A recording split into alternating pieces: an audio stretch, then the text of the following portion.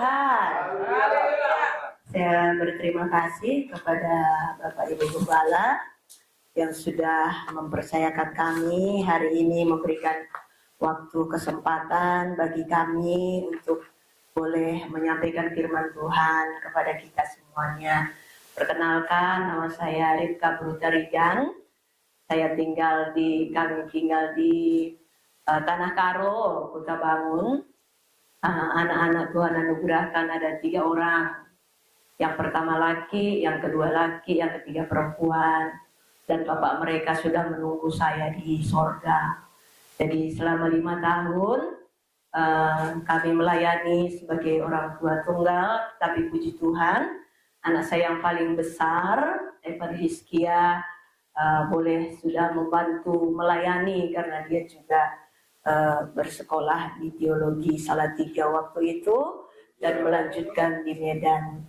Dan hari ini saya sangat bersyukur kepada Tuhan. Biasanya altar di depan ini saya hanya lihat di Facebook dan gak saya pernah pikirkan saya boleh ada. Tadi waktu saya masuk, oh ya pernah kulihat ini di Facebooknya Om Isar. Tetapi hari ini Tuhan izinkan saya berdiri di hadapan saudara. Tapi dengan satu catatan, kalau nanti bahasa daerah kami keluar, yang nggak tahu boleh unjuk jari, nggak ngerti Bu.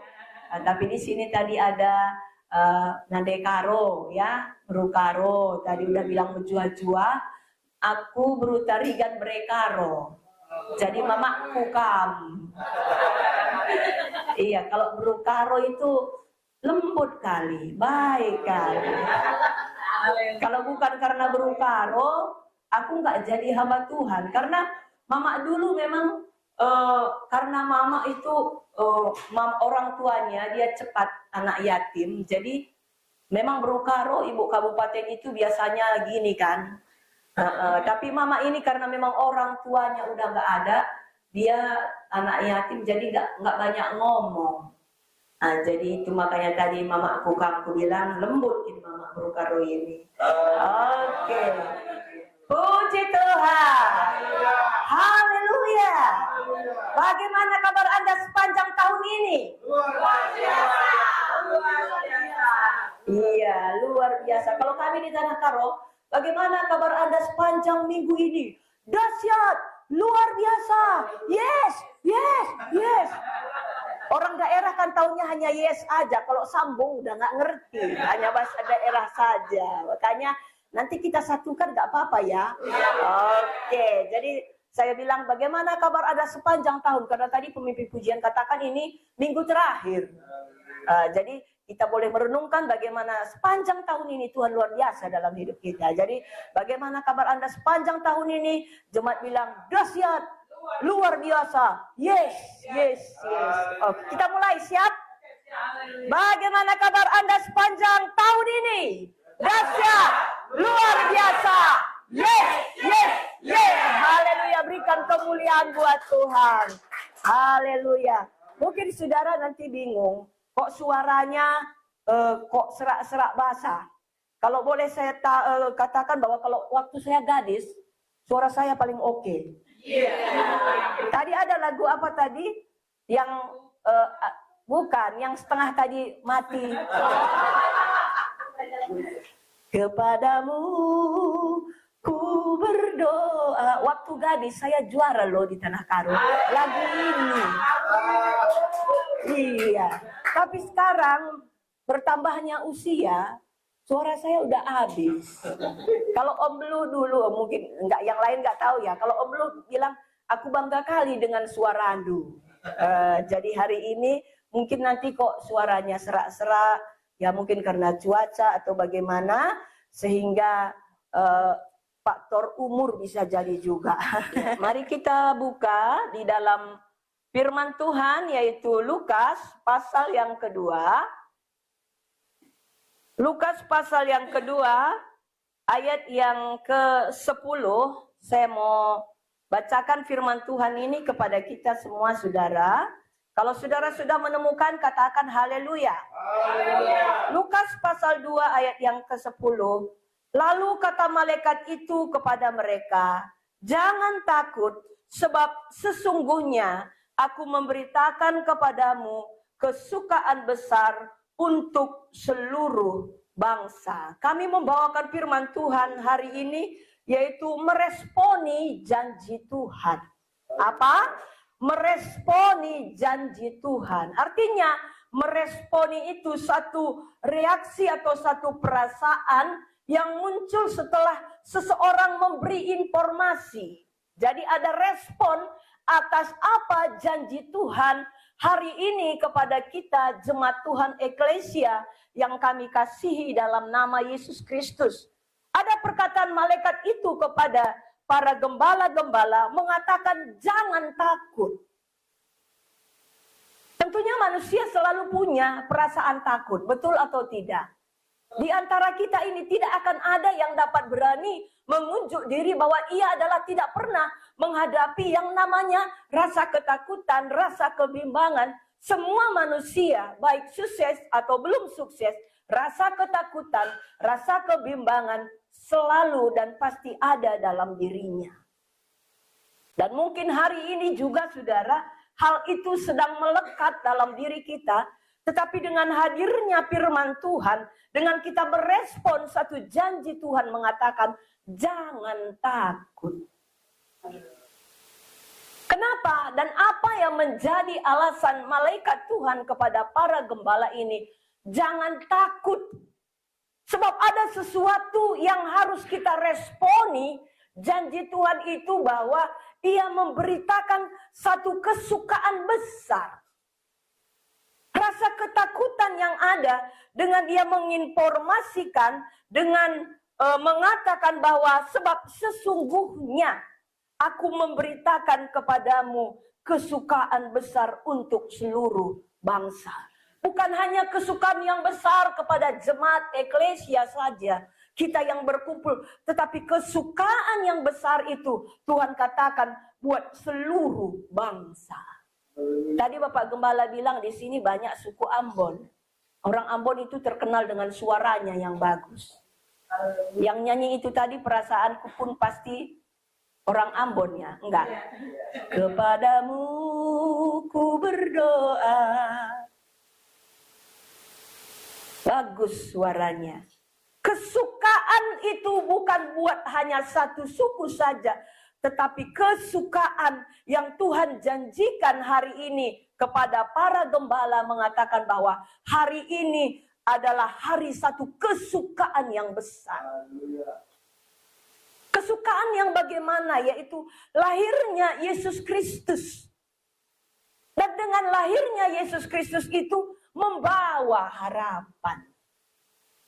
Orang kota, orang desa, kalau mengandalkan diri untuk berharap kepada diri, pasti terbatas. Kami kalau di daerah sana, kami melakukan sesuatu atau pekerjaan saya, saudara, selain melayani, saya juga bikin ternak B2 di belakang. Ya, tahu B2? Jadi di samping saya melayani, saya bikin ternak di belakang. Berharap supaya peternakan itu dapat menghidupi anak-anak. Tapi kalau dengan saya berharap dengan apa yang saya kerjakan, enggak selamanya dapat memuaskan apa yang menjadi keinginan saya. Sebab usaha saya itu enggak selalu memberikan harapan, enggak selalu memberikan keinginan seperti yang saya harapkan. Kadang-kadang ada gagal panen, kadang-kadang kalau datang virus, mati semua. Kalau kita melakukan sesuatu berharap, mendapatkan pengharapan daripada apa yang kita kerjakan, kita pasti kecewa. Dan di samping saya ada ternak juga, anak saya yang besar tadi ada keladang. Kalau di sini ada ladang enggak lah ya. Enggak kalau keladang kan enggak kan. Tapi saya ceritakan ini supaya saudara tahu bahwa keladang itu enggak selamanya kita memberikan pengharapan. Kita tanam sayur, kita tunggu 5 bulan, kita bawa ke pajak. Kalau pajak sini beda ya dengan di sana. Kalau pajak di sini apa itu? Pasar ya. Kalau kami bawa ke sana, dijual di sana. Tapi apa yang terjadi? Waktu anak kami tanam berharap nanti kalau bulan sekian bisa meringankan untuk perayaan Natal. Tetapi waktu kita berharap pada sesuatu yang kita kerjakan, sayur itu nggak laku karena banjir, mubazir banyak. Jadi dengan kehadiran Yesus Kristus hari ini, rasa ketakutan yang saya punya tadi di dalam saya berharap melakukan sesuatu, Tuhan katakan itu sangat terbatas. Tetapi lahirnya Yesus Kristus, dia membawa harapan baru dalam hidup kita. Katakan haleluya. Dia membawa harapan baru. Yang saya katakan tadi bahwa kita berharap dengan cara kita, tetapi mengecewakan. Inilah kesukaan yang besar itu. Tetapi sering sekali, nggak tahu kalau di sini, kalau di sana, di Tanah Karo, sering sekali dengan memperingati lahirnya Yesus Kristus, orang-orang kami di sekitar sana menganggap itu sebagai perayaan-perayaan biasa saja. Itu menganggap sebagai rutinitas akhir tahun saja. Firman Tuhan datang kepada para gembala. Dia mengatakan, jangan takut. Aku memberitakan satu kesukaan besar bagimu. Aku memberikan satu pengharapan bagimu. Sebab ketika pengharapan itu ada, rasa ketakutan itu hilang. Katakan amin. Takut mungkin bagaimana masa depan rumah tangga. Takut mungkin bagaimana dengan anak-anak. Tetapi dengan lahirnya Yesus Kristus ada kesukaan yang besar. Dia membawa pembebasan bagi kita dari kuasa dosa. Saya jujur di hadapan saudara dan jangan saudara menganggap saya ini orang yang sudah suci sekali gitu ya. Hamba Tuhan saya sering sekali kadang mengecewakan hati jemaat. Mengecewakan orang yang mungkin berpikir, berharap bahwa ibu gembala atau saya secara pribadi itu nggak pernah lagi berhubungan dengan yang namanya kuasa dosa. Tapi hari ini pembebasan dari kuasa dosa, itulah satu kesukaan yang besar yang saya dan saudara patut syukuri. Dan saya mengatakan tadi bahwa banyak sekali orang begitu menganggap hanya kelahiran Yesus Kristus ada satu pesta biasa saja. Tapi saya mau dan saya percaya bahwa jemaat Tuhan Eklesia yang hadir pada saat hari ini menyadari bahwa dengan lahirnya Yesus Kristus ada pengharapan baru dalam hidup kita. Tadi kami sudah berbincang banyak dengan Bapak Gembala, berharap supaya ada bangunan yang lebih indah lagi untuk menampung jiwa-jiwa. Kalau dipikir dengan kekuatan itu tidak akan bisa terjadi dan mungkin tidak akan terjadi. Tetapi kalau Tuhan yang bekerja, ada harapan. Coba salami kiri kanan saudara, ada harapan kawan bilang. Oke, ada harapan. Ada yang ibu-ibu belum salaman kiri kanan, dia diam aja. Enggak bekotan, kan tahu bekot. Nah, jadi ada harapan kawan pasti, oh iya, orang karonya udah keluar. Jadi dengan adanya satu kesukaan besar, lahirnya Yesus Kristus, dia membawa harapan, membawa pembebasan dari kuasa dosa. Yohanes 3 ayat yang ke-16, ayat yang cukup kita terkenal ya, mungkin setiap perayaan Natal, ini selalu kita bacakan dan selalu kita dengarkan, yaitu Yohanes pasal yang ketiga, ayat yang ke-16. Ada yang bisa bantu saya, remaja? Kira-kira tolong dibacakan ayat ini. Yohanes 3, ayat yang ke-16. Yang nggak remaja pun nggak apa-apa lah, yang rela. Yuk, mari Pak, silakan. Karena begitu besar kasih Allah akan dunia ini, sehingga Ia telah mengaruniakan anaknya yang tunggal, supaya setiap orang yang percaya kepadanya tidak binasa, melainkan beroleh hidup yang kekal. Ya, begitu besar kasih Allah akan dunia ini. Begitu sangat terlalu dan sangat besar kasih Allah akan dunia ini. Anak satu-satunya. Siapa di sini Bapak Ibu punya anak satu-satunya di rumah? Dan memang itu satu-satunya. Kalau saya punya anak 3, kalau ada orang datang, Mama, saya Mama Epan. Mama Epan, bisa nggak Epannya sama aku? Kan kalau diambil 1, sisanya berapa? 2. Kalau tadi kan 3. Diminta 1 sama orang, kan sisanya 2. Untuk akulah ya, ku jadikan anakku. Tentunya, sekalipun aku ibu tunggal, aku nggak akan rela anak itu tak bagi-bagi ke orang lain. Karena itu sudah menjadi hak milikku dan nggak akan aku rela. Tetapi kasih Tuhan yang besar, begitu besar dan sangat besar dan terlalu besar, anak tunggal satu-satunya diberikan kepada saya dan kepada saudara. Itu adalah kesukaan yang sangat besar. Dan cintanya itu enggak ada syaratnya. Kasih Tuhan itu tanpa syarat kepada saya dan kepada saudara. Saya mau bertanya dulu ke Bapak. Bapak siapa namanya? Iya, Bapak Willy. Ibu yang mana? Oh, ada di Bogor. Coba, mumpung Ibu di Bogor, seberapa besar cinta Bapak sama Ibu? Biar gak didengar maksudku. Ya, selama-lamanya. Selama-lamanya. Oke, amin. Dan sampai maut memisahkan ya. Tapi besarnya berapa itu? Ibarat kalau 100, entah 50, entah 90 gitu. Wih. 100%. Wah, puji Tuhan. Tepuk tangan. Saya mau tanya dulu, ada ibu di sini, ada bapak? Nadekaro? Di rumah iya. Medem.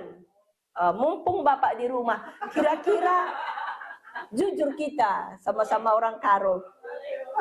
Asakai belina ke kelengenduk bapak. Terus. Mantap. Ya sebesar hidupku. Tapi ingat saudara, kasih Tuhan itu gak ada batasnya. Coba kalau sekarang saya nggak mau menyinggung di mana-mana. Kenapa terjadi perceraian? Udah nggak cocok lagi. Kenapa nggak ini lagi? Karena nggak cocok. Dulu dia langsing, sekarang langsung. Berarti kasih manusia terbatas oleh situasi. Dulu dia agak mancung, sekarang pesek. Dulu rambutnya lurus tapi keriting. Alasan-alasan, tetapi bisa saya dan saudara berbanding-banding bahwa kasih Tuhan itu tanpa syarat. Tanpa syarat. Para gembala meresponi janji Tuhan. Waktu malaikat Tuhan katakan, jangan takut.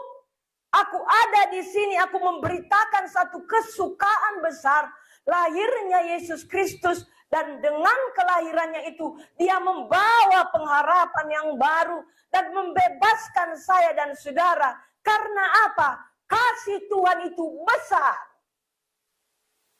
Saya pun kalau dengan Om Terbelu dulu, cinta saya, cinta sampai mati. Udah pun dia mati, cinta itu nggak mati.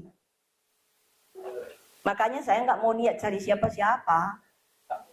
Nggak mau, karena memang benar-benar cinta mati. Tapi kalau saya renung-renungkan, adanya Om Terbelu dulu, almarhum, bikin aku kecewa. Bikinnya aku kecewa. Jadi, untunglah dia nggak ada. Coba tadi kalau dia ada terus, pasti kalau ada titik sesuatu, saya nggak bisa kasih tahu sama saudari, itu rahasia saya dengan Om Belu dulu. Tapi kalau udah kena ke titik itu, saya sebel kali. Udah dibilangnya nggak mau tahu dia. Tapi kadang-kadang supaya saya merasa gimana, untung juga dia udah nggak ada ya. Maaf ya Om. Memang saya mencintai dia, besar cinta saya. Tetapi masih ada syaratnya. Kalau udah titik yang punya syarat itu, udah dilakukan, aduh, udah dah. Ini orang. Nah, jadi Bapak tadi 100% pun ketika jumpa satu titik yang mengecewakan, ada nggak sebelnya kamu? Nggak ada dia di sini, coba bilang. Ada. Sebel kan? Sebel kan? Iya, berarti nggak seperti kasih Tuhan itu. Kayak mana Karo? Ada nggak? Ini. adanya. Besar pun cintaku, belah pun dadaku, kamu bilang. Waktu jumpa kamu satu titik, orang ini ngapain pula? Apa marganya bapak kita di rumah? Oh, sekali lagi, nggak ada yang bisa menandingi kasih Tuhan yang besar. Para gembala, waktu meresponi satu janji Tuhan, jangan takut, jangan bimbang, ada harapan baru. Dia bertindak dalam mendengar respon itu. Dia tidak berdiam diri. Ada satu tindakan yang harus kita kerjakan. Coba kita melihat kembali ya kepada Lukas pasal yang kedua. Lukas pasal yang kedua, ayat yang ke-15 dan 16, saya mau bacakan kepada kita. Lukas pasal 2 ayat 15 dan ke-16. Setelah malaikat-malaikat itu meninggalkan mereka dan kembali ke sorga, gembala-gembala itu berkata seorang kepada yang lain, marilah kita pergi ke Betlehem untuk melihat apa yang terjadi di sana seperti yang diberitahukan Tuhan kepada kita. Lalu mereka apa? Cepat-cepat berangkat. Ada kepo orang ini, ada ingin tahu dan tidak berlambat-lambat, dan mereka cepat-cepat berangkat dan menjumpai Maria dan Yusuf dan bayi itu yang sedang berbaring di dalam. Jangan takut. Ada kesukaan yang besar, ada harapan yang besar, ada pembebasan dari dosa. Dia tidak berdiam. Marilah kita, dia mengajak. Bapak ibu yang tadi suami atau istrinya nggak diajak, lain kali diajak.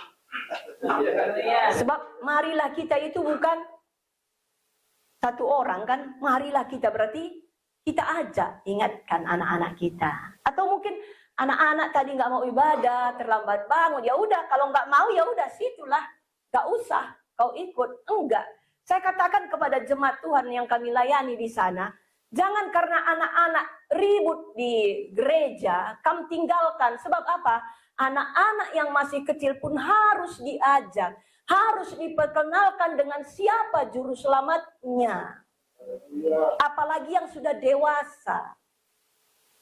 Kalau dia udah dewasa, om tante mau pilih siapa pun jadi jodohnya, kan dia bebas.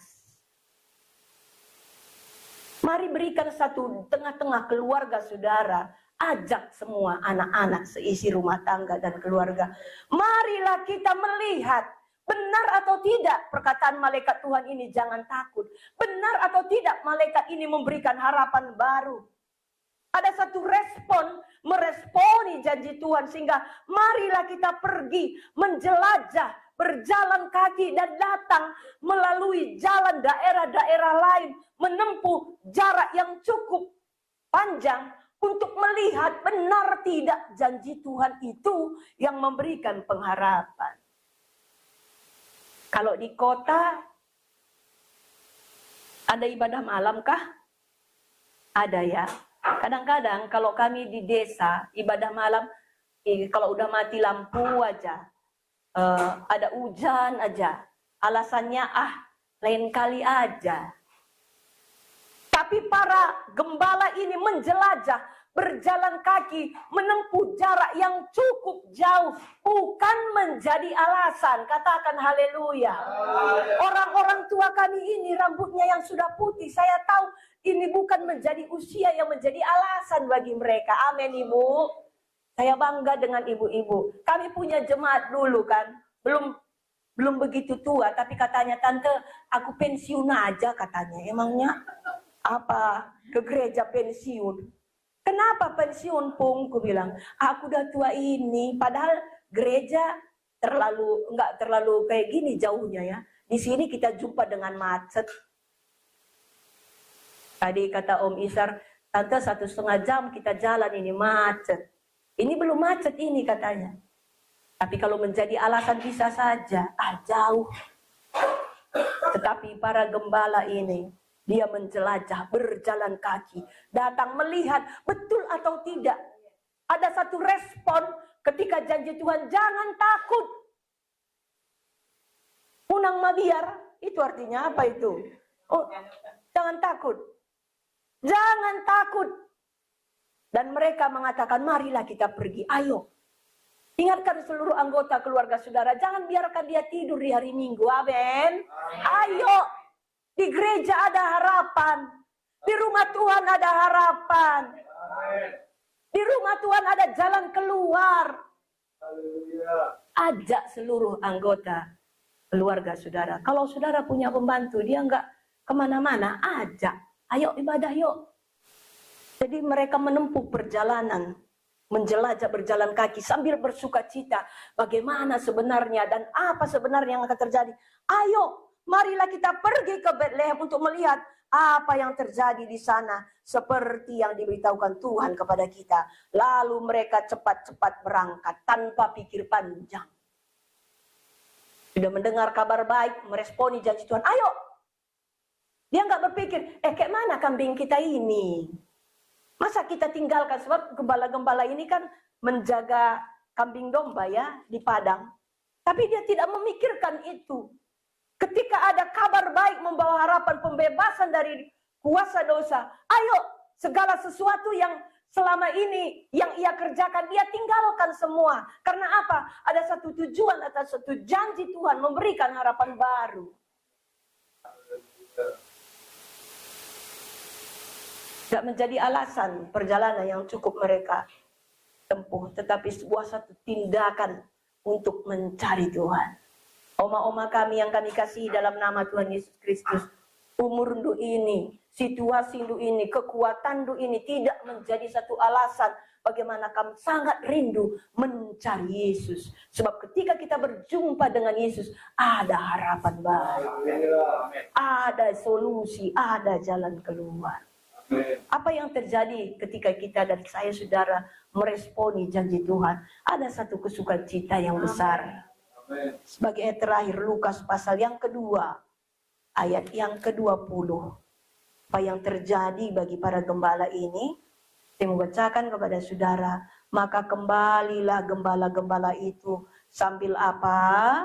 Memuji dan memuliakan Allah. Karena segala sesuatu yang mereka dengar dan mereka lihat, semuanya sesuai dengan yang telah dikatakan mereka. Berarti tidak ada hoa.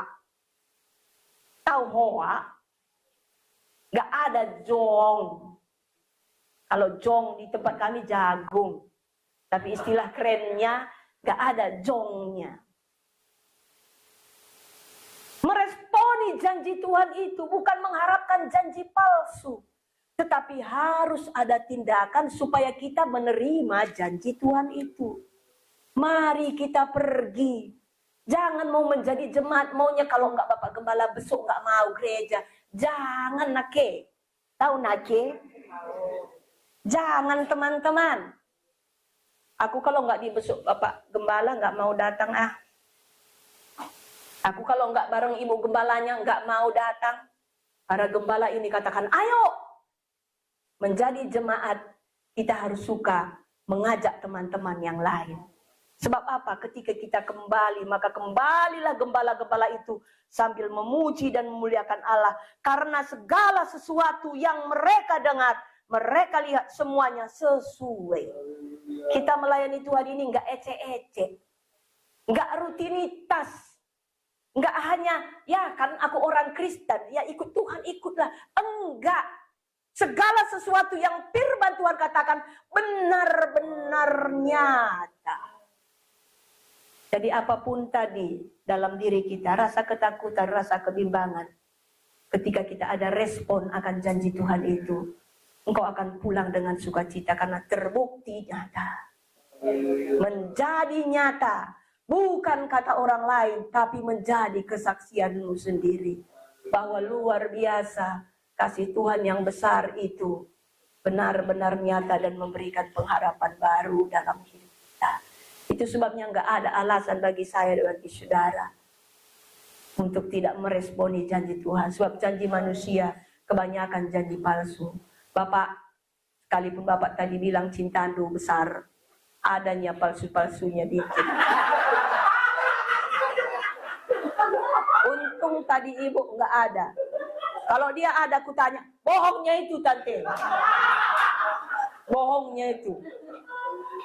Besar cinta, enggaknya itu. Kampun gitunya karo. Besar pun cinta, aduh kan bilang sama bapak kita, gultom tadi apa? Oh ini. Labo kari ke bapak ndai besar. Bohongnya itu, tante. Kemarin aja gini. Tapi untung dia nggak ada. Kekelengan Tuhan, kebaikan Tuhan, kasih Tuhan tanpa syarat. Saya aja jadi jujur tadi di apa saudara kan, Bapak Gembala kita udah di sana. Supaya saya nggak merindukan dia terus, saya ingat yang jelek-jeleknya. Untunglah dia udah nggak ada. Coba tadi masih ada. Udah sampai sekarang aku, nggak usah disambung lah. Tapi hari ini pikirkan baik-baik, responi baik-baik. Bahwa kasih Tuhan itu sangat besar bagi kita. Oleh karena itu jangan takut ya. Oke, maju terus dalam Tuhan. Dan kapan-kapan saya undang Bapak Gembala Saudara. Entah dia nanti nggak melayani di sini, mungkin di Tanah Karo, supaya memberkati juga ke sana ya Om. Oke, hanya ini yang saya boleh sampaikan kepada saudara. Maju, selamat, terus maju di dalam kasih Tuhan. Sebab di dalam dia ada pengharapan yang baru. Tuhan Yesus memberkati. Selanjutnya kami serahkan kepada Allah.